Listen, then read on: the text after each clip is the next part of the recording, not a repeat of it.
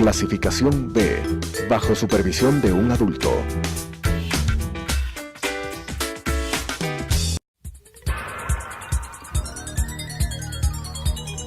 Las opiniones vertidas en este espacio por la producción y dirección del programa son de exclusiva responsabilidad de sus autores y de quienes intervienen en ellos.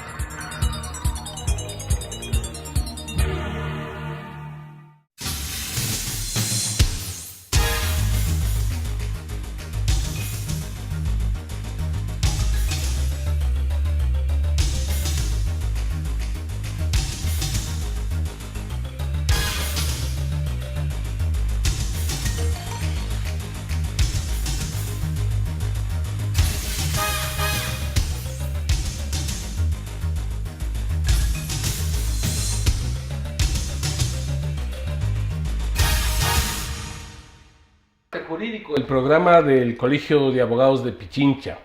Más que un debate, hoy tenemos a un invitado que queremos en nombre del Colegio de Abogados de Pichincha agradecerte, Esteban, por haber aceptado esta invitación. Estamos con el abogado Esteban Santos. El abogado Santos es docente universitario y analista en asuntos internacionales. El tema que vamos a tratar en esta tarde es un poco qué es lo que sucede en Bolivia, partiendo justamente de lo que conocemos, lo que hemos escuchado, e ir confluyendo en algunas opiniones que pueda a la ciudadanía y por supuesto a los abogados tener una opinión. Partamos desde el inicio de la crisis en este hermano país. El domingo 20 de octubre hubo elecciones en Bolivia. La jornada inicialmente transcurrió en paz.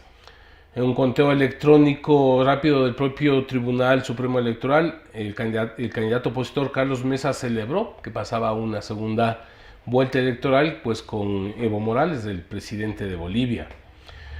Cosa rara, pues luego de unas horas, es decir, se plantea de que no, que Evo Morales, parece que unas 20 horas después se reanuda este conteo y se establece de que no hay segunda vuelta, que ganó Evo Morales. Para esto la OEA pues se inquieta sobre esta situación. ¿Qué pasó? ¿Hubo un fraude? ¿O se está repitiendo lo que vivimos en el Ecuador también en un momento? Esteban. Ángel, ¿cómo estás? Un placer y un gusto ser parte de este espacio. Yo creo que es muy importante y principalmente a la luz de la principal audiencia que tenemos, gente de alto nivel con conocimiento jurídico, creo que es importante tomar nota justamente de estos pasos que se puedan dar en un orden constitucional para poder emitir una opinión. Finalmente uno puede estar a favor o en contra de un proceso. Creo que si es que lo podemos enmarcar dentro de un marco normativo, podemos pues dar un poco más de luz al hecho.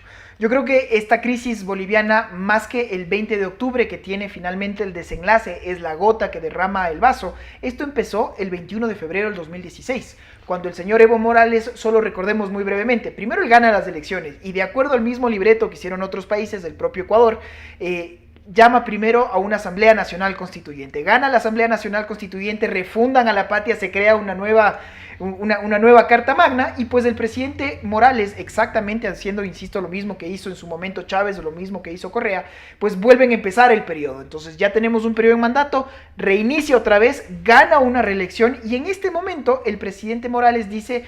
El momento que lamentablemente pasa en muchos de los mandatarios cuando hay esta sed de poder y finalmente quieren auscultarse y quedarse en el poder perpetuamente, a perpetuidad. Entonces se lanza esta idea de la reelección indefinida y para esto se lanza la pregunta a los bolivianos. ¿Está usted de acuerdo en refundar la Constitución que fue dada por el propio Evo Morales, sí o no? Y el señor Evo Morales pierde el referéndum del 2016. Correcto. Y en 21 de febrero. Correcto. Y en el referéndum, entonces, los bolivianos categóricamente fue la primera elección efectivamente que Morales pierde, pero los bolivianos le dicen no. Entonces no podía presentarse a un nuevo proceso electoral. Y como muy bien señalas en episodios que parecerían que se vuelven a replicar en el Ecuador, se da un primer hecho, cuando un gobernante opta y controla todos los poderes del Estado, cuando no existen estos pesos y contrapesos, ¿qué es lo que termina dándose? En mi criterio, una sentencia que pasa a la historia por lo ilegal del contenido. Porque llega a la Corte Constitucional y señala finalmente lo que creo, esperemos de este punto ya todos sabemos, que esto es un atentado en contra de los derechos humanos del señor Evo Morales. El Tribunal Constitucional parece que se llama en Bolivia. Sí, correcto. Y este Tribunal Constitucional lo que dice es, bueno, señores, si bien la mitad más uno de la democracia habló, pues los derechos humanos de este señor importan más y por lo tanto él puede presentarse a las elecciones. Porque entonces una de esas características que se repitió en el Ecuador es precisamente tener cooptado todos los poderes. Entonces un tribunal constitucional al servicio de Evo Morales. Sin duda. Y entonces, una persona, un líder que viene de las clases más bajas, que justamente llega al poder y toda la historia que teníamos detrás del señor Morales, llega, ostenta el poder y no lo quiere dejar. Y el momento que no lo quiere dejar preguntando a la población le dice no, se lo pasa por encima el mandato constitucional y finalmente se apunta a las elecciones. Con este precedente llegamos al 20 de octubre que muy bien señalas. Pero acompañado ya de un descontento popular, pues, porque queda en la mente de los bolivianos, en que lo que nos pronunciamos resulta que entonces vamos a las urnas y no sirvió de nada. Correcto. Y por eso digo que esto empieza el 21 de febrero del 2016 y tiene la gota que derrama el vaso el 20 de octubre. ¿Qué termina pasando el 20 de octubre? También muy bien se señalaba. Bueno, tenemos dos candidatos. Se da una primera vuelta y no es un hecho en principio contendido el hecho de que Morales lideraba justamente el conteo. Pero la ley boliviana expresamente dice que para que no exista una segunda vuelta tienen que haber 10 puntos de diferencia entre el primero y el segundo. Hecho que no se daba porque hasta el 85% del conteo, expresamente ya un 85%, lo que decían los asesores internacionales, los enviados de la Organización de Estados Americanos, es que la tendencia era irreversible. Lo que quiere decir que con esto los bolivianos ya tenían pues asegurado una segunda vuelta. ¿Cuál era el miedo en este caso del partido MAS, del partido del gobernante Morales? Que se vuelva a replicar lo del 2016, porque si bien Morales había ganado la primera vuelta, los candidatos tercero y cuarto finalmente se podían endosar estos votos y sería muy difícil que en una segunda, estamos elucubrando lo que pueda pasar en una segunda vuelta. Bueno, y aquí una vez más lo que lamentablemente países como el Ecuador ya lo hemos vivido, el famoso apagón.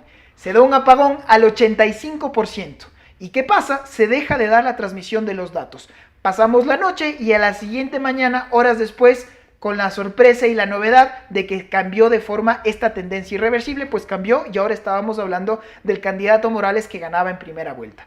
No se habían proclamado los resultados de forma oficial por parte del Tribunal Supremo Electoral, pero el señor Morales ya se había autoproclamado presidente. Claro, una rueda de prensa inclusive dice que está ganado esto. Y eso es finalmente lo que destapa la chispa de todo este descontento social que empieza a darse en las calles de Bolivia.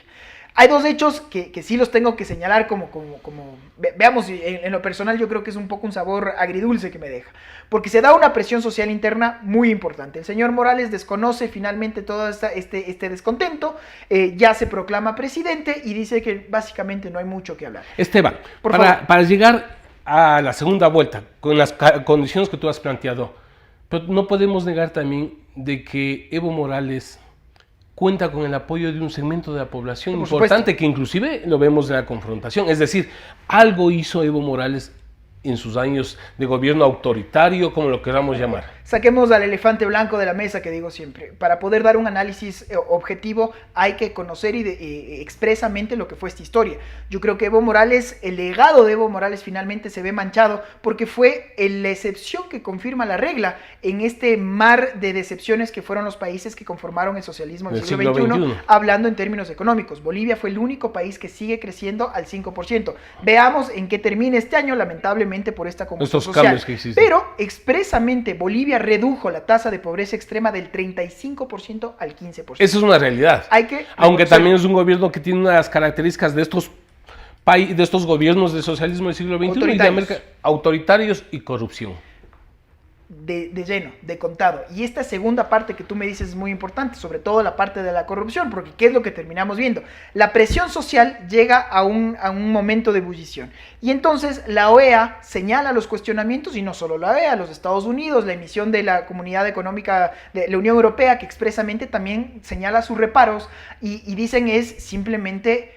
Poco creíble fue el comunicado oficial que dieron los voceros internacionales en torno a este nuevo cambio. Y por lo tanto se veía venir otra vez esta marea de deserciones y sobre todo de la comunidad internacional que no iba a reconocer como válidas estas elecciones. Eso te iba a preguntar, Esteban, ¿cuál es el papel de la OEA en este desenlace? No solo de la OEA, insisto, de la comunidad internacional. Porque pero es un informe de la OEA. Por supuesto, ahí llega el momento cumbre, porque es la Unión Europea, los propios Estados Unidos, la presión de América Latina, que forza al gobierno de Evo Morales a tener que aceptar un peritaje. Pero aquí venía la primera pregunta, porque esta suerte de peritaje, que era un informe, básicamente una auditoría técnica, pero que sea vinculante, fue el condicionante. Porque de lo contrario, ok, venimos, damos una opinión y si el señor Evo Morales se lo iba a pasar por alto, no servíamos de nada. Entonces, el primer punto fuerte fue que sea vinculante. Entonces, vamos a tener una auditoría independiente por parte de voceros que vengan justamente de la conformación de los estados que integran la OEA y que puedan dar un informe técnico que sea vinculante. Evo Morales finalmente lo acepta cuando él ya se había autoproclamado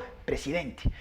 Se da entonces esta conclusión del informe y esto, el acontecer de las últimas 48 horas son determinantes, porque el informe dice que sin lugar a dudas se da irregularidades que son flagrantes. Pero llega, no sé, la sugerencia o la opinión afectar al Tribunal Electoral, es decir, con la renuncia al Tribunal Electoral. No se hablaba de renuncia del presidente Morales. Porque lo que se estaba diciendo finalmente en el informe es, señores, los indicios de falta de transparencia dentro de este proceso son irrefutables. Y por lo tanto, la conclusión del informe de los técnicos de la OEA es que se tienen que repetir las elecciones. Entonces, claro. Pero ya no con ese tribunal. Lo que estamos dejando señalado es que, señores, ustedes no solo que no hicieron su trabajo, sino que lo hicieron mal, que en democracia es aún más grave, porque ustedes son los veedores del proceso democrático y les estoy demostrando técnicamente que su trabajo, pongámoslo en términos light,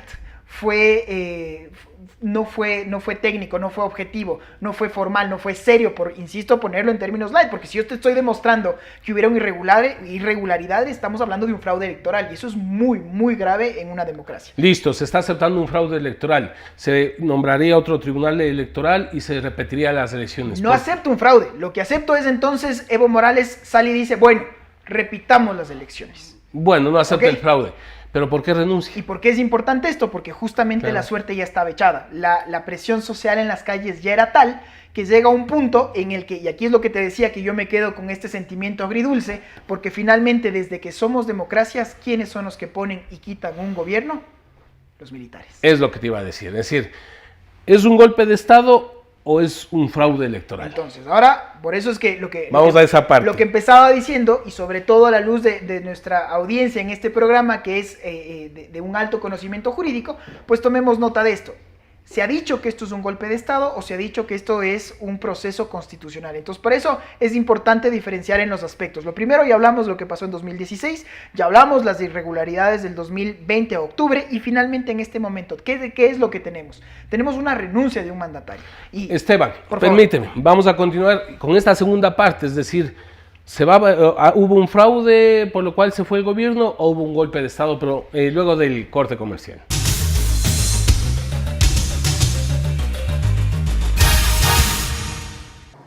Adriana, cancélame todas las reuniones. No voy a ir a la oficina. Estoy con una jaqueca que no aguanto. ¡El jefe no viene!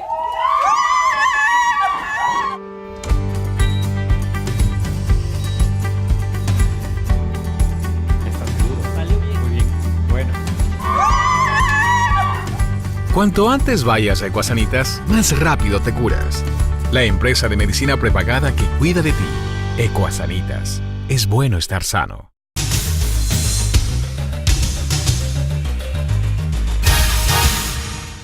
Continuamos con Debate Jurídico, el programa del Colegio de Abogados de Pichincha. Para quienes nos sintonizan, estamos analizando qué pasa en Bolivia, para lo cual nuevamente agradecemos a Esteban Santos, abogado, docente universitario y analista en asuntos internacionales. Disculpa, te corté en esta parte que queda la inquietud, es decir, ¿hubo golpe de Estado? Bueno, y la respuesta rápida es no. Nos habíamos quedado justamente a la luz de un debate técnico, entender cuáles son las implicaciones de un golpe de Estado y cuáles son justamente las implicaciones a la luz de lo que dice el artículo 169 de la Constitución boliviana, que expresamente habla de la sucesión en democracia. Si es que estábamos hablando de un poder que está tratando de peregrinarse en el poder, a la fuerza podíamos hablar de un golpe de Estado. Los militares en ningún momento están diciendo que ellos van a ocupar el poder, y lo único que se está hablando... Pero no es una nueva forma de golpe de Estado, porque tú mismo dices, antes los militares daban los golpes de Estado y ellos lo asumían.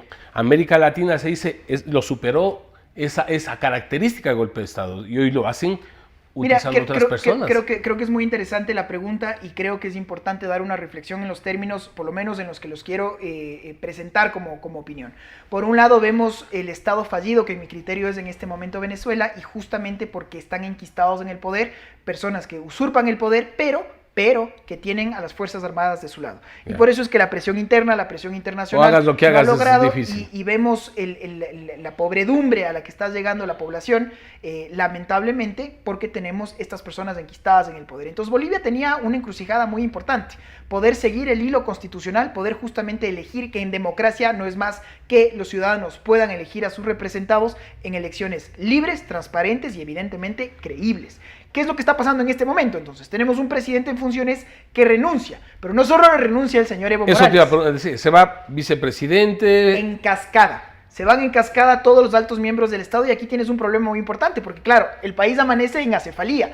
¿Quién es el que está en las riendas del poder? Y aquí viene una parte muy interesante porque la presidenta de la Asamblea Plurinacional también renuncia. Entonces, Todos los que podían suceder. de acuerdo al orden jerárquico, pues llega la segunda al mando y la segunda al mando ya es una opositora al régimen del MAS.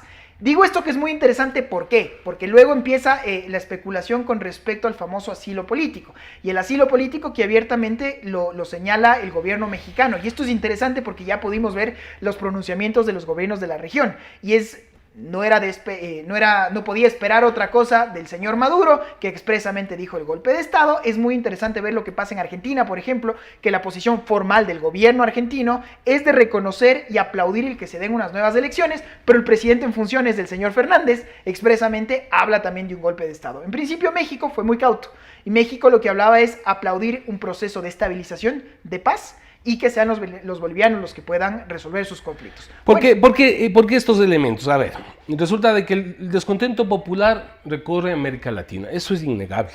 Los jóvenes, los pueblos están cansados de las desigualdades sociales. Yo sigo a topar más allá de lo jurídico. Gobiernos de la mal llamada gobierno del siglo XXI, neoliberales, no solucionan el tema de los pueblos. Hay una crisis en América Latina. Que tampoco lo hicieron, para dejarlo establecido, los gobiernos progresistas. Sí, eso te digo, ninguno. A lo que voy es precisamente, ni los unos ni los otros solucionan el problema. ¿No será que del descontento popular se aprovechan otros sectores? Porque se habla que dentro, golpe de Estado, no me corresponde a mí señalar, sino analizar, ¿no es cierto? El golpe de Estado estuvieron a la cabeza, inclusive se habla de personas racistas, personas que con la Biblia quemaron la huipala, es decir, que puede llevar tú conoces a condiciones muy complicadas cuando entra la religión en el debate político y jurídico. Verás, permíteme, en este punto, dado que me invitan a dar una opinión, yo quiero dar mi criterio y dejarlo sentado muy claro, que de acuerdo al criterio personal, no hay un golpe de Estado en Bolivia por estos argumentos jurídicos que lo estoy estableciendo. Uno. Dos, que efectivamente existe un descontento en la región, absolutamente. Y yo quiero sacar este elefante blanco de la mesa porque se ha hablado, oiga, Chile, que siempre fue el estado referente de un progreso en la región, pues hoy está siendo lamentablemente una de las zonas donde más se están viendo los descontentos sociales. Existen efectivamente muchas personas que están en descontento con sus mandantes, pero sobre todo me atrevo a decir con el sistema como tal. Ya no confío en la democracia, porque no confío en mis instituciones, porque no confío en mis gobernantes y porque finalmente, estadísticamente, los jóvenes son la nueva generación, la más preparada. Y que quieren cambiarlo todo. Y lamentablemente la más mal pagada. Entonces tú ves que dentro de este estamentos de la pirámide social, uno se prepara, uno estudia y uno espera subir dentro de esta pirámide social. Y vemos que hay muchos jóvenes que están estancados en esta medida. Y por eso es que existe realmente un descontento social. Hay que reconocerlo. Tu pregunta es muy válida. Oye, pero hay muchos grupos que quieren lucrar de esto. Y eso también hay que sacar, insisto, este otro elefante blanco, que por supuesto que sí. Hay gente que quiere lucrar del caos y hay gente que quiere volver al anterior status quo. Por eso es que es muy importante separar a las cosas y dejar finalmente una determinación final. Esta determinación final, ¿qué es? ¿Qué es lo que queremos todos en democracia? Poder elegir finalmente a nuestros gobernantes. En Bolivia yo aplaudo que esto ojalá sea un proceso pacífico, porque lo que hemos visto en las últimas horas lamentablemente es mucho de lo que estás muy bien mencionando. Empiezan a venir hordas de personas y que lamentablemente también muy identificadas con una etnia, con un origen racial, que las posturas son absolutamente rígidas y esto sí puede desencadenar en problemas muy graves para la paz social de un país. Porque esto de aprovecharse no podemos dejarlo pasar mucho tiempo aquí en el Ecuador. La gente se moviliza, los jóvenes estuvieron en las calles, nuestro pueblo indígena estuvo en las calles, pero también hablamos de sectores interesados de aprovecharse de ese descontento popular. Yo creo que es importante y que por también, suerte no se dio. Permítame poner los puntos sobre las is. Yo creo que el movimiento indígena tiene unas inconsistencias muy graves.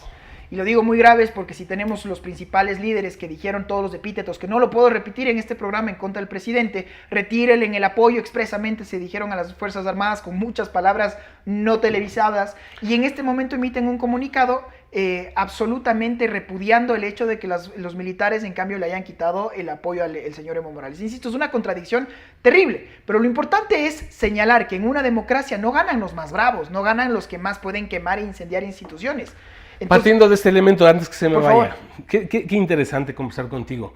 Asimismo, yo escucho a algunos ecuatorianos profesionales del derecho que se rasgaban las vestiduras diciendo que no era correcto la movilización, la lucha, que se destruyó Quito, etc. No estoy justificando, yo pongo las cosas igual para el debate. Se rasgaban las vestiduras de la movilización popular y ahora en cambio dicen que Evo Morales se va gracias a la movilización del pueblo. Es decir, para unas partes sí vale la movilización popular y para otras no. Ahora, yo creo que en esto otra vez, dejar señalado dentro de un ordenamiento jurídico, una protesta pacífica Por supuesto. es absolutamente aceptable. Es un derecho y constitucional. Es un derecho en cualquier democracia, como lo es la libertad de expresión, como lo es la libertad de pensamiento, de credo, de religión y demás. Ahora, en una democracia, insisto, no gana el más bravo, no gana el que más puede incendiar, y parecería que lamentablemente el mensaje fue muy mal dado por los resultados de lo que pasó en el Ecuador y por lo que pudo haber pasado en Bolivia, y digo todavía pudo porque no tenemos una conclusión final. ¿Qué es lo que queremos? Que por un lado, que sean los organismos internacionales, que puedan ser los estados miembros de Latinoamérica, los que puedan ayudar a que sean veedores de los procesos democráticos y no necesariamente estar siempre a la diatribia de lo que puedan hacer un alto mando militar, que eso es lo que te decía, que en mi criterio es ese sinsabor que me deja finalmente el que sean los militares los que puedan terminar siendo los únicos veedores de un proceso democrático en un país. En Bolivia, aplaudo el hecho de que finalmente puedan los bolivianos escoger a sus mandantes. Queda una pregunta muy importante, porque se está hablando de que por lo menos una nueva elección serían de aquí a 90 días. Bueno, de aquí a 90 días pueden pasar muchas cosas, y de ahí simplemente lo dejo sentado para muchos de los abogados que nos escuchen, porque a mí me parecía muy interesante. El señor Evo Morales ya está en México. Lo dejamos señalado ahí. Él como persona, pero él dice que no se va a retirar su movimiento de la palestra política. Pero toma nota de algo que jurídicamente a mí me parecía interesante, porque cuando un país, lo que le está pasando a la señora de Rivadeneira, que se encuentra asilada en la Embajada de México, para que ella pueda ir a México, pues el Estado mexicano tiene que pedir un salvoconducto, que fue lo que expresamente también se hablaba en su momento del señor Assange. Pero para que esto se dé, es el Estado el que tiene que otorgarlo. En este momento, ¿el Estado a través de quién? Si no tenemos un presidente, no tenemos un presidente, no tenemos un presidente del Congreso, no tenemos un procurador y no tenemos un canciller. ¿Quién es el que puede hablar en nombre y en representación de Bolivia para que justamente el señor Evo Morales pueda salir del país? Jurídicamente me pareció una pregunta interesante, pero lo Latinoamérica no fue tanto ese debate jurídico, sino que pudo más lo político. Se fletó un vuelo charter por parte del gobierno mexicano, se pidió la autorización y eso también fue interesante. El espacio aéreo peruano, que fue otorgado, tuvo que desviarse el vuelo, aterrizar en Paraguay, se dice por problemas técnicos, y finalmente aterriza en México. ¿Cómo lo hizo? Bueno, solo pudo salir sin más.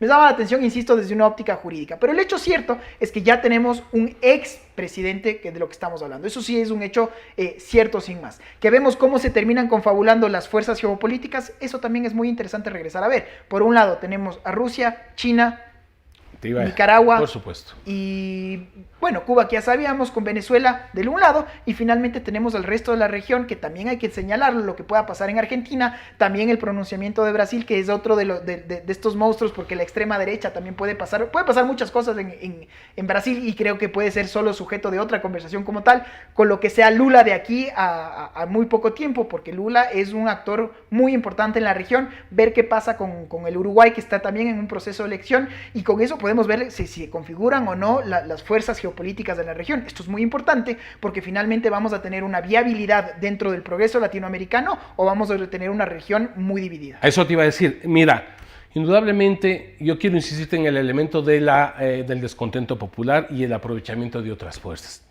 Porque el descontento popular viene no solamente del tema de las instituciones que tú señalabas, desprestigiadas, corruptas, pero también de políticas económicas que benefician a pocos y afectan a la mayoría. Seamos reales, es decir, sean gobiernos progresistas del siglo XXI o neoliberales, cumplen recetas económicas de intereses de grandes potencias que en la última parte tú planteabas. Intereses rusos, estadounidenses, Fondo Monetario, y entonces siempre serán los pueblos los que salen más afectados de estas políticas. Entonces, ¿qué salida le damos a esto que pasa en América Latina? Mira, yo creo que aquí hay un elemento interesante y depende a quién le preguntas, porque si tú le preguntas a un ecuatoriano en la calle si usted prefiere un gobierno de izquierda o de derecha, le puede decir, a mí no me puede importar mucho eso, a mí lo que me importa es tener ¿Quién me da empleo y estable seguridad? Y poder comer 3 veces al día. Claro. Ahora, hay un hecho cierto también, ¿cómo vamos a salir adelante como país? Hay una receta muy clara por gobiernos de izquierda. ¿Y qué quiere decir esta idea de gobiernos de izquierda? Que la receta es a través del Estado, que el aparataje del Estado crezca y que sea el Estado el que pueda a través de subsidios Una directos. izquierda mal interpretada también, porque se han tomado el nombre. Te estoy hablando solo desde una óptica económica. Uno puede estar a favor o en contra. Yo personalmente soy un convencido de que el Estado es un mal administrador. Yo soy un convencido de que el Estado no está para tener intereses económicos privados, porque justamente esa no es la razón de ser del Estado. Ahora, creo que el Estado justamente... Y que no es un tema de socialismo o capitalismo, porque los principales países capitalistas han entregado los procesos productivos a la empresa privada y los estados han asumido temas de servicios. Mira, por eso a lo que quiero llegar es justamente a esto. ¿Cómo crecemos como ecuatorianos? Estamos a 2019 en las puertas del 2020. ¿Podemos competir solos ante el mundo o necesitamos justamente de alianzas para poder competir con los bloques comerciales? ¿Qué podemos hacer para ser más competitivos? Y en esto no hay ciencia. Usted puede ser de izquierda, de derecha o como se quiera definir. ¿Necesitamos o no necesitamos que vengan capitales de afuera? Eso es una realidad. ¿O podemos solo sin más con el precio fluctuante de los commodities? Lo sabemos, tenemos moneda de la cual no podemos devaluar, en mi criterio afortunadamente, y lo único con lo que quiero concluir es decir, bueno, si ya sabemos que existe una receta que lo hemos intentado 10 años, no funcionó, hemos intentado otra receta los últimos 20 años también que fue del otro lado, que tampoco ha funcionado, pues a fecha hoy, señores, hay un hecho cierto. El hecho cierto es que primero, el primer pilar es la paz. Si no existe un país en paz, evidentemente... Por eso cerramos con tu opinión respecto a la autodeterminación de los pueblos. Los pueblos tienen que resolverlo. Bueno, me clavas una conclusión que me parece interesante. Cierro entonces lo económico con respecto a lo que yo creo que es una libre empresa y la forma de poder llegar. Me haces una pregunta también muy interesante porque esto es a la luz de lo que está pasando en el Ecuador. Yo creo que solo hay un tipo de ciudadanos ecuatorianos, de acuerdo a lo que dice el artículo 1. Pero ahora esto se contradice directamente con el 170 cuando me hablas, por ejemplo, de justicia indígena. Porque si bien todos somos ecuatorianos, entonces todos partimos de una idea. ¿Todos somos iguales ante la ley? ¿Sí o no? Y todos dicen, bueno, sí. Entonces no me importa distinguir entre tu orientación política, religiosa, sexual, lo que te dé la gana. Sí, todos somos iguales ante la ley. La señora vendada a los ojos que no distingue en virtud de nada. Estamos todos de acuerdo. Y de repente decimos, no. Orwellianamente, si bien todos somos iguales, unos terminamos siendo más iguales que otros. Y lo digo abiertamente, porque si me dicen que los pueblos, nacionalidades y comunidades indígenas, mi pregunta muy seria, ¿cuál es el pueblo, cuál es nacionalidad?, podrán ejercer sus funciones jurisdiccionales, no habla de competencia, jurisdiccionales dentro de su territorio. ¿Cuál es el territorio? ¿Y cuáles son indígenas? Porque entiendo que en el Ecuador todos somos mestizos. Si tú quieres me vas a decir unos más que otros. Pero señores, somos todos ecuatorianos. ¿Todos somos iguales ante la ley? ¿Sí o no? Es una primera pregunta. Interesante, Esteban, podemos seguir, porque yo también te diría que algunos cuestionan y dicen, ¿cómo vamos a aplicar un programa económico de los indígenas si representan el 7%? Yo también diría, se aplica... ¿Y entonces cuál va? ¿El programa de gobierno del 1% que es la empresa? Más que lo que diga la empresa o del 7%, yo por eso lo que establezco es, por un lado, sí, lo que diga la mitad más uno, la dictadura de la mayoría, si tú quieres, en una democracia. Es la democracia. Y lo más importante, lo que todos queremos, oigan, todos estamos en el mismo barco, todos apuntamos a lo mismo. ¿Qué es lo que se puede dar por hecho? Lo hecho es que el gobierno en este momento no puede dar más subsidios y el gobierno no puede, así quisiera, entregar más dinero, porque una cosa es con guitarra y otra es con charango. Te invito, Esteban, para la próxima semana, si lo podemos hacer. Si te parece bien, entonces, solo para concluir sobre este tema que hemos hablado el día de hoy, aplaudo el hecho de que en Bolivia se puedan dar elecciones libres, transparentes, el rol que tenemos todos los que vemos esto desde afuera, hacer esfuerzos para que justamente los bolivianos puedan decidir en paz, en procesos serios y creíbles. Por supuesto, y que sean los bolivianos quienes vayan solucionando su futuro de la mejor manera. Queremos agradecerte, Esteban, ha sido muy interesante esta opinión. Un placer. Buenas tardes. Las opiniones vertidas en este espacio por la producción y dirección del programa son de exclusiva responsabilidad de sus autores y de quienes intervienen en ellos.